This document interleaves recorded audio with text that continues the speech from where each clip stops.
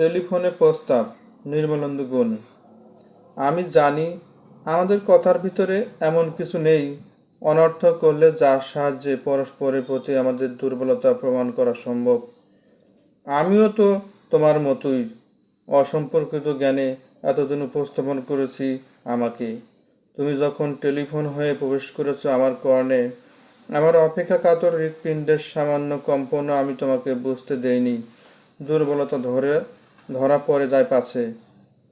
তুমিও নিষ্ঠুর কম নও।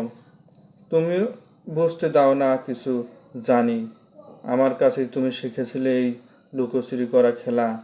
কিন্তু এখন যখন ক্রমশ ফুরিয়ে আসছে আমাদের বেলা, তখন ভেতরের চঞ্চলতাকে আমরা আর কতটা লুকাবো? অস্ত যাবার আগে প্রবল সূর্য চুম্বন করে পর্বত শিখর, আর আমরা তো দুর্বল মানুষ, মিলনে বিশ্বাসী নরনারী। কার ভয়ে, কী প্রয়োজনে আমরা তাহলে শামুকের মতো স্পর্শমাত্র ভিতরে লুকাই আমাদের পল্লবিত বাসনার সুর?